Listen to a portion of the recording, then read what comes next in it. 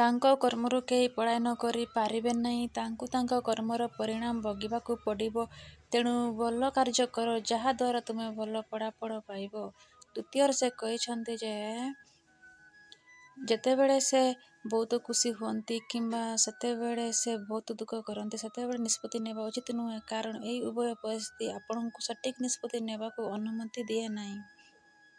ଯାହା ଘଟିବାକୁ ଯାଉଛି ତାହା ସର୍ବଦା ଘଟିବ ଏବଂ ଯାହା ଘଟିବ ନାହିଁ ତାହା କେବେ ହୁଏ ନାହିଁ। ଯେଉଁମାନେ ଏହାକୁ ବିଶ୍ୱାସ କରନ୍ତି ସେମାନଙ୍କୁ କେବେ ଚିନ୍ତା କରିବାକୁ ପଡ଼ିବ ନାହିଁ। ସଠିକ୍ କାର୍ଯ୍ୟ ନୁହେଁ ଯାହାର ଫଳାଫଳ ସର୍ବଦା ସଠିକ୍, କିନ୍ତୁ ସଠିକ୍ କାର୍ଯ୍ୟ ହେଉଛି ଯାହାର ଉଦ୍ଦେଶ୍ୟ କଦାପି ଭୁଲ ନୁହେଁ।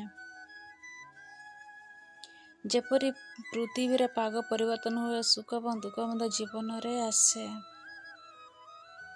ମାନବ କଲ୍ୟାଣ ହେଉଛି ଭଗବତ ଗୀତାଙ୍କର ମୂଳ ଉଦ୍ଦେଶ୍ୟ। ତେଣୁ ନିଜର କର୍ତ୍ତବ୍ୟ ପାଳନ କରିବା ସମୟରେ ମଣିଷ ମାନବ କଲ୍ୟାଣକୁ ପ୍ରାଧାନ୍ୟ ଦେବା ଉଚିତ।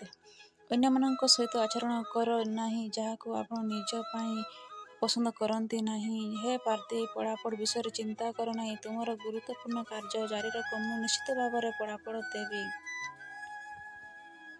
ତୁମ ସହିତ ଯାହା ଘଟିଲା ତାହା ଭଲ ଥିଲା। ଯାହା ଘଟୁଛି ତାହା ମଧ୍ୟ ଭଲ ଏବଂ ଯାହା ଘଟିବ ତାହା ମଧ୍ୟ ଭଲ ହେବ।